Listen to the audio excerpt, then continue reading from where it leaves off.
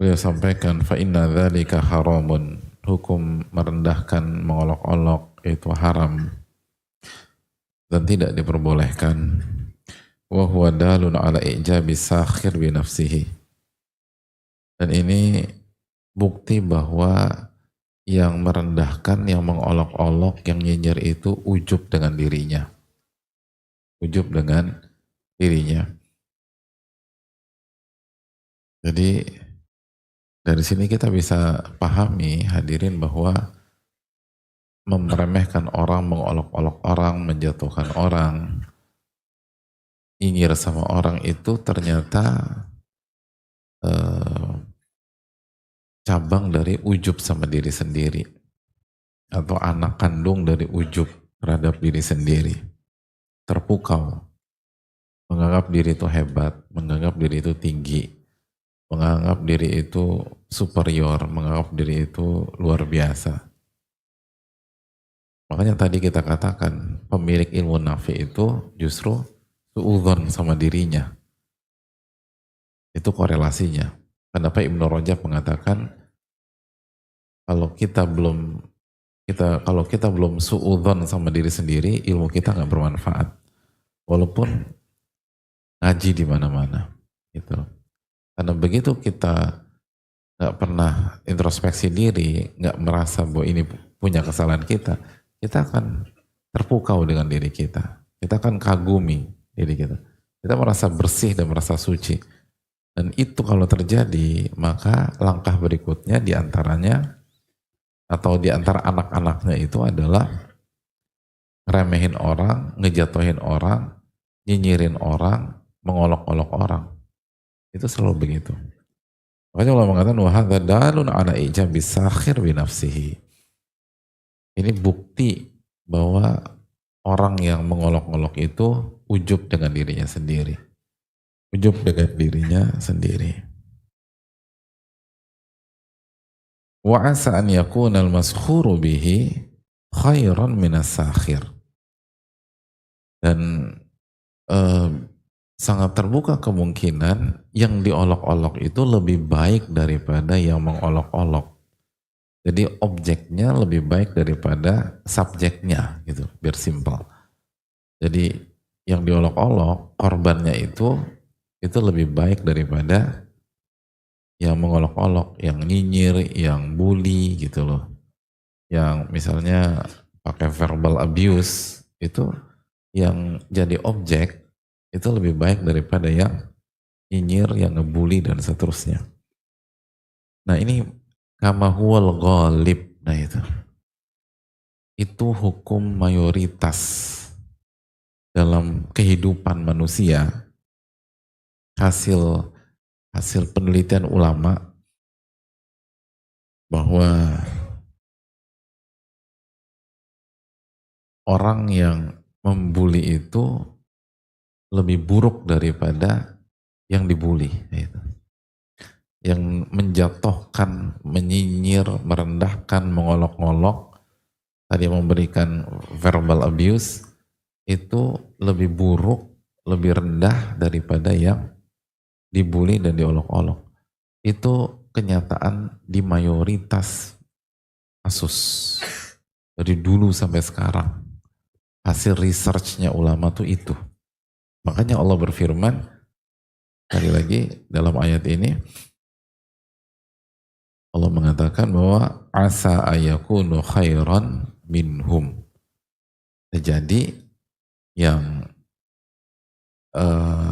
diolok-olok itu lebih baik daripada yang mengolok-olok. Itu kata Allah. Itu poin. Jadi secara umum itu kita udah bisa melihat siapa yang mulia atau siapa yang lebih baik, siapa yang lebih rendah, dari simpel aja gitu. Gitu. Dan ini ayat ke-11 dalam surat Al-Hujurat. Allah mengatakan asa ayakunu khairan minhum. Makanya kalau kita nggak belajar, kita akan berantakan dalam hidup. Karena kita akan akan memberikan penilaian kebalik-balik. Jadi assessment kita itu kebalik. Kalau kita nggak punya ilmu, nggak pernah buka Quran, nggak buka surat Al-Hujurat ayat 11, kita pikir bahwa yang duduk di kursi pesakitan yang dibully, gitu loh, sama para pembulinya, atau yang diolok-olok sama orang-orang yang mengolok-olok, atau yang dijatuhkan. Padahal kalau kita kembali ke firman Allah dan keterangan para ulama, itu secara umum yang duduk di kursi pesakitan, yang subjek itu, yang ngebully, yang kasih verbal abuse, yang kasih sikap mengolok-olok, itu yang duduk di kursi pesakitan. Kenapa demikian? Karena kata para ulama,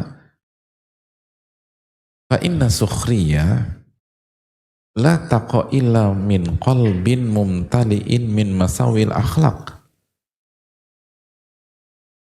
mutahallin bikulli khuluqin dhamim. Karena kenyataannya mengolok-olok, ngebully, menjatuhkan, merendahkan orang, atau memberikan verbal abuse, apalagi kalau physical abuse ya. Jadi verbal abuse aja pakai omongan gitu, itu apalagi kalau pakai fisik, itu tidak akan dilakukan kecuali oleh orang yang hatinya penuh dengan keburukan, penuh loh, gitu, penuh dengan keburukan dan akhlak-akhlak yang buruk, gitu, penuh, gitu loh. Tahu penuh kan, full tank gitu loh. Beda sama kita isi bensin, kita bensin kan 15.000 deh bang, gitu, 20.000 gitu loh. Tergantung duit yang ada di dompet misalnya. Kalau ini full tank. Jadi hatinya itu penuh dengan keburukan. Itu kenyataan. Mumtali, penuh. Artinya dijelaskan para ulama secara umum, orang yang masih punya penyakit hati, tetapi hatinya masih penuh dengan kebaikan atau masih banyak kebaikannya, itu biasanya nggak melakukan sukhriyah. Sukhriyah itu menjatuhkan orang, meremehkan orang, mengolok-olok orang, itu dari orang-orang yang hatinya tuh benar-benar kotor, pekat gitu. Dan isinya itu adalah akhlak-akhlak yang tercela. Nah itu hadirin. Itulah kenapa Allah mengatakan asa ayakunu khairan minhum. Jadi yang diolok-olok itulah yang lebih baik daripada mengolok-olok. Gitu. Nah ini makanya begitu penuntut ilmu masuk ke ranah ini, ilmunya nggak bermanfaat. Kenapa? Itu menunjukkan hatinya kotor, hatinya ujub. Nah begitu hati ujub, kotor, gabung jadi satu, pekat, ya apa yang mau diandalkan lagi? Ilmu nggak akan bermanfaat. Ilmu itu bermanfaat kalau wadah ilmu, yaitu hati itu bersih sebagaimana kita suka bahas. Itu Pak ya. Jadi kita tuh jangan, makanya kan para ulama itu hadirin, mengatakan kan kaidah bahwa orang umum itu senantiasa patokannya zohir. Patokannya itu zohir. Apa yang tangible, apa yang kelihatan secara zohir, itu yang disimpulkan. Tapi kalau ulama itu patokannya zohir dan batin, gitu. Zohir dan batin. Selalu begitu kan.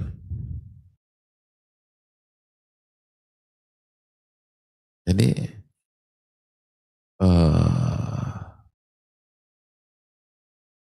secara zohir yang rendah yang dibully, yang rendah itu yang diolok-olok, yang rendah itu yang dijatuhkan secara zohir, kosionnya secara batin dan secara hakikat enggak.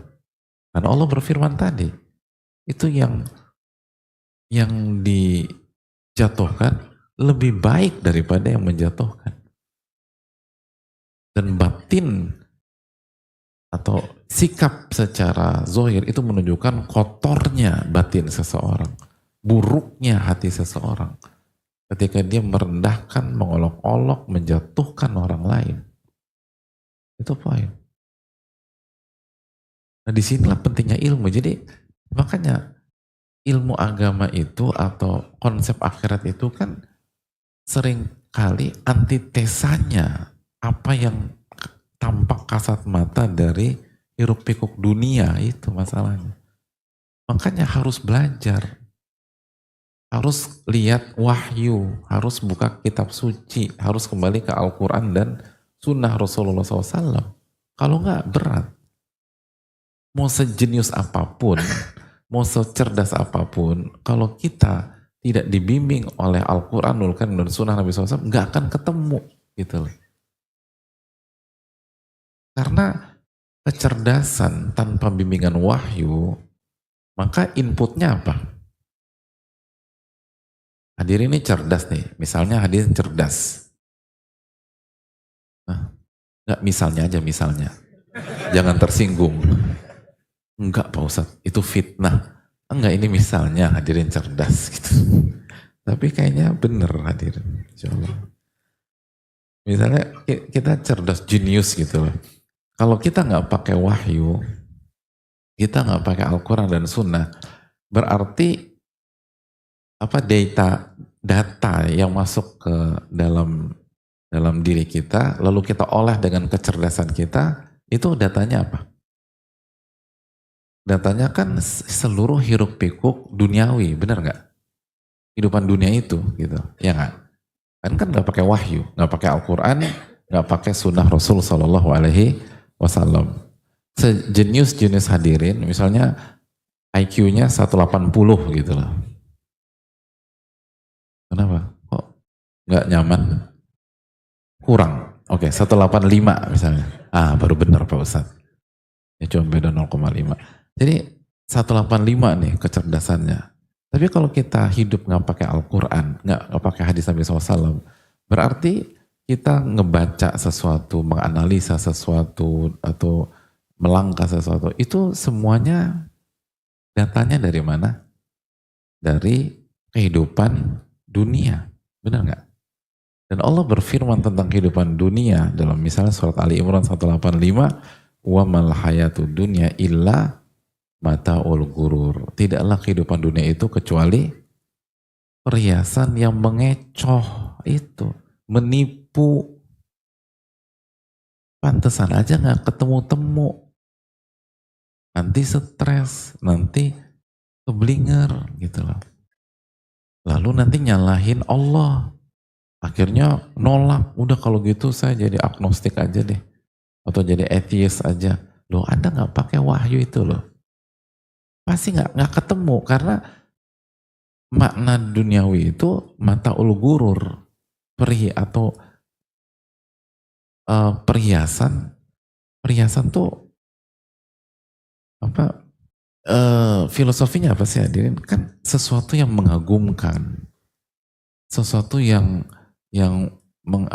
menarik perhatian, yang mengagumkan, yang membuat kita tuh tertarik, tapi ternyata mengecoh, ya begitu. Ya sama seperti ini. Kita berpikir yang dibully, yang direndahkan, yang diolok-olok, yang dijatuhkan itu yang duduk di kursi pesakitan, yang rendah, yang hina. Ternyata enggak. Justru yang membuli, yang mengolok-olok, yang menjatuhkan, itulah yang hina itu tadi. Kenapa demikian? Karena ketika kita membuli, menjelek-jelekan orang, menjatuhkan, mengolok-olok, itu merupakan cermin apa yang ada di dalam hati kita. Idza soluhat soluhal jasadu kullu. Kalau hati itu baik, lisan itu pasti baik. Itu kata Nabi SAW. Wa idza fasadat fasadal jasadu kullu. Kalau hati itu rusak, lisan itu rusak, tangan itu rusak, kaki itu rusak. Kalau hati baik, lisan baik, tangan baik, kaki baik, semua baik. Cara berpikir baik. Tapi kalau hati udah rusak, semua rusak. Itu menunjukkan. Makanya hadirin Allah muliakan. Nah, bayangkan gak sih kesalahan dalam masalah ini itu bisa sampai titik bunuh diri gitu loh. Suicidal itu kenapa? Salah satu kasus hari ini karena dibully. Ketika dibully, akhirnya orang itu merasa diri rendah, termarginalkan, terhina, benar-benar jatuh. Padahal Allah berfirman, bukan. Yang hina itu yang bully. Tapi karena kita, sekali lagi, hubungan dengan Al-Quran yang gak dekat, akhirnya salah paham. Sehingga kita ringkih, kita lemah, kita rapuh hadirin. Begitu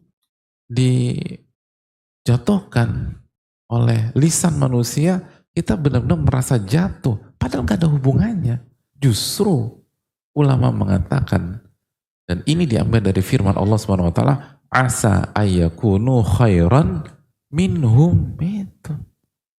Yang dibully lebih baik daripada yang membuli. Pernah nggak hadirin ketemu sama orang yang mau bunuh diri? Terus kita tanya, Mas, kenapa mau bunuh diri?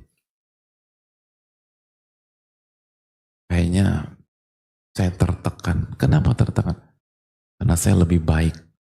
Gak ada itu. Gak ada saya lebih baik. Terus orang mau bunuh diri itu gak ada. Ada ketemu. Hancur sudah, hancur. Kenapa Mas? Saya lebih baik. Bingung kita ini. Ini orang. Artinya, orang tuh bunuh diri karena merasa hancur. Sudah rusak. Habis nama baik saya. Karakter saya sudah dibunuh. Buat apa lagi saya? Gitu. Reputasi saya hancur. Padahal Allah berfirman, di mata Allah tuh enggak. Di sisi Allah enggak. Ini makanya pentingnya ilmu tauhid hadirin. Dan bagaimana kita itu kembali ke Al-Quran. Dan benar-benar nuntut ilmu. Ini masalahnya di sini. Adapun berharap dunia bersih dari pembulian dan pengolok-olokan, penyinyiran. Kira-kira bisa nggak hadirin? Emang ada dalam sejarah dunia itu steril gitu? Gak ada. Kita tahu masa keemasan Islam itu kapan?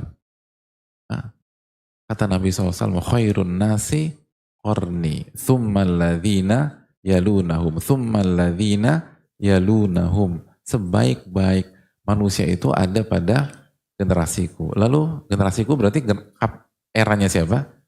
Rasulullah SAW dan para sahabat. Lalu generasi berikutnya, generasi para sahabat. Lalu berikutnya generasi tabi'in. Tunggu. Sebentar, salah. Kalau salah bilang salah hadirin. Ya bagus, belum bilang salah, kasih hadiah. Loh iya penting ini loh, bilang salah tuh penting. Kita ini udah, iya harus kasih hadiah itu loh. Loh beneran, apa kata Umar bin Khattab? Rahimullahun ra'an ahda ilayya uyubi. Semoga Allah rahmati orang yang kasih tahu kesalahan saya. Gitu. Itu Umar bin Khattab. Dan dunia ilmu itu harus kita latih demikian. Biar terjadi kerangka berpikir yang objektif gitu loh.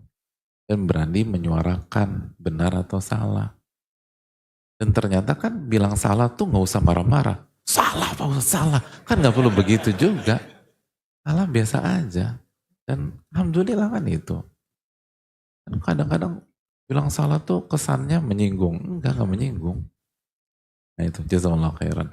Jadi, khairun nasi qarni, sebaik-baik manusia itu generasiku. Nabi SAW dan para sahabat. Thumma alladhina lunahum. Lalu berikutnya generasi tabi'in. Thumma alladhina lunahum. Lalu berikutnya tabi'ut tabi'in. Hadis Bukhari.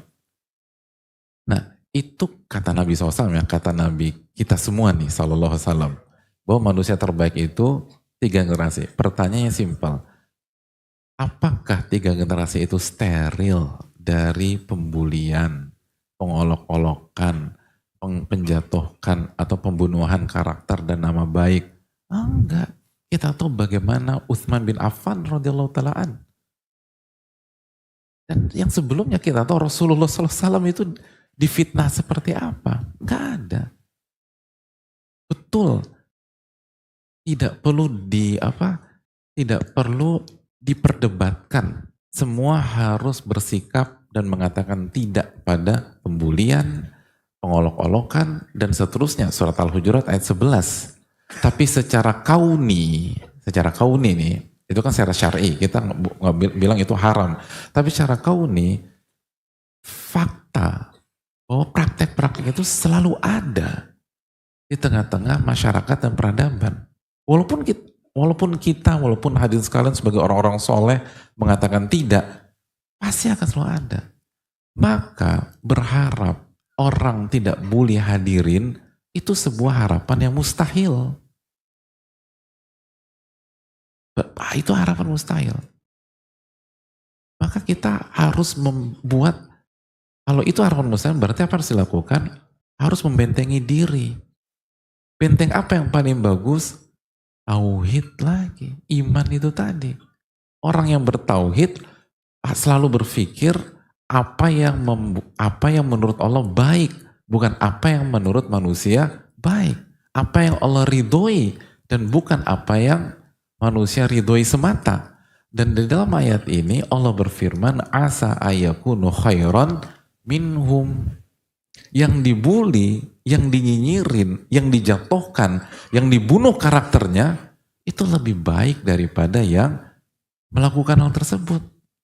Berarti Anda lebih baik di sisi Allah Subhanahu wa Ta'ala. Kira-kira kalau iman kita seperti ini, begitu hadirin dibully, dijatuhkan, karakter dibunuh, drop atau bersyukur hadirin? Nah ini coba. Berat ya? Nanti diuji nanti. Loh. Ketika misalnya CEO perusahaan kita mengatakan selamat Anda lebih baik daripada seluruh karyawan yang ada atau sebagian besar kan ada, perasaannya gimana? Tertekan. Tertekan. Kayaknya aku boleh cuti 2 minggu, mau healing nggak? Kan nggak begitu. Iya, kita senang. Kenapa? Karena CEO kita bilang, kita lebih baik dari banyak orang. Nah kenapa kita nggak ngomong orang lain, kita kok ringkih, kok rapuh ketika dibully, dijelek-jelekin, dan dijatuhkan orang? Apakah karena mereka? Bukan. Karena kita lemah dari sisi iman dan tauhid ketika kita dibully itu. Dan kita nggak bicara, kita bicara diri sendiri, yang bicara dan kita sekarang.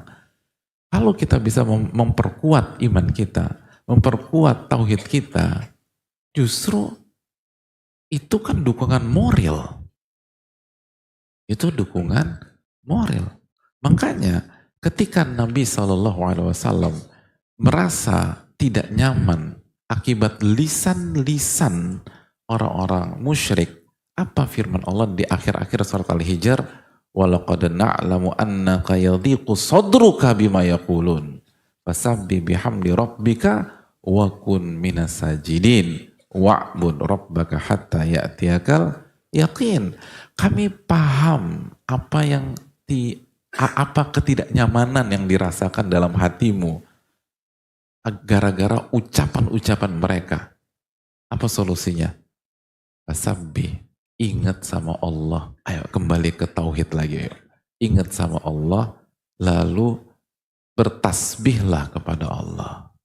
Lalu bertahmid, bersyukur, suruh bersyukur hadirin. Itu tadi kan pertanyaan saya. Kan demikian. Kan kita bukan tertekan, kita bersyukur. Kalau sekali lagi bos kita, CEO kita, atasan kita, owner kita, pemegang saham terbesar mayoritas di tempat kita mengatakan kamu lebih baik, maka kita tertekan atau kita depresi atau kita bersyukur? Bersyukur. Makanya Allah mengatakan fasabbih bihamdi rabbika. Bertasbih, bertahmid. Tahmid itu mengucapkan apa? Alhamdulillah. Disuruh alhamdulillah itu loh hadirin. Ini Allah yang suruh. Diserang, dijatuhkan, dibunuh karakternya, dihina segala macam. Ucapkan alhamdulillah. Lalu wakun minas sajidin. Banyak sholat, banyak sujud. Jadi bukan ganti profile picture hadirin. Sholat benar. Lalu biar semua orang tahu betapa sakitnya hati ini. Bukan, itu gak merubah. Maksud saya itu bukan haram, gak merubah kondisi. Harusnya kita sholat, sujud, deket sama Allah. Aqrabu ma yakunul abdu min rabbih wa huwa sajid. Fa'akthirud du'a. Posisi terdekat seorang hamba dengan Robnya adalah ketika dia sujud. Allah minta begitu Anda dijatuhkan, begitu Anda dibully, begitu Anda dinyinyir, begitu Anda diolok-olok, mendekat kepada saya, mendekat. Ayo sini, diajak deket sama Allah, ya Allah, dirangkul. Jangankan Allah hadirin. Kenapa banyak di dunia pergaulan, khususnya di masa muda segala macam, kenapa banyak atau sebagian pihak itu terjatuh ke dalam drugs atau narkoba dan sebagainya? Karena begitu mereka merasa termarginalkan, kesepian, ada pihak yang rangkul. Siapa yang rangkul? BD-nya rangkul. Akhirnya pemakai. Manusia tuh rapuh. Nah masa mereka rangkul mau? Allah bilang wakun minas sajidin. Sujud dong. Sujud tuh apa? Sujud itu posisi terdekat seorang hamba dengan Allah. Allah minta, tolong dekati aku dong, gitu. Allah nggak ninggalin. Di saat banyak orang ninggalin kita, orang tuh kan kalau difitnah, dicaci maki, karakternya dibunuh, reputasinya dihancurkan, otomatis satu demi satu kan menjauh. Begitu satu-satu menjauh, Allah kata, tolong dekat ke saya. Tapi kita nggak baca nih ayat. Kita lupa dengan iman kita. Kita lupa dengan kitab suci kita. Kita justru berharap diakui oleh manusia. Akhirnya kita merasakan sendiri akibatnya. Padahal kalau kita kembali ke resep Allah Subhanahu wa taala, nggak ada yang perlu dikhawatirkan. Betul, berbicara itu mudah dan mengamalkan itu susah. Makanya saya katakan yang bicara nggak lebih baik daripada yang mendengarkan. Hanya saja inilah resepnya. Lalu Allah tutup surat Al-Hijr dengan firman-Nya, wa'bud rabbaka hatta ya'tiyakal yakin. Dan jalan terus aja. Terus beribadah kepada Allah sampai datang kematian. Jangan mundur, jangan berhenti. Jangan merasa termarginalkan, jangan mojok. Jangan menghilang, jalan terus aja. Terus lakukan kebaikan, lakukan ibadah, dan nggak ada, insya Allah nggak ada apa-apa. Berat memang. Tapi Anda lebih baik di hadapan Rabb Anda. Anda lebih baik di hadapan Allah. Anda lebih baik di hadapan pencipta alam semesta. Anda lebih baik di hadapan Ar-Razzaq yang memberikan rizki. Anda lebih baik di hadapan Al-Ghani. Ada banyak orang benci sama hadirin sekalian. Tapi bagi orang yang paling powerful di Jakarta, hadirin lebih baik. Karena hadirin tenang-tenang aja. Lu terserah mau benci sama gua atau enggak. Yang penting Pak A, dia paling powerful di sini, seneng sama Ana. Kan santai hidup kita. Kalau itu makhluk, itu manusia. Kenapa Allah berfirman demikian, kok nggak ada efeknya dalam batin kita?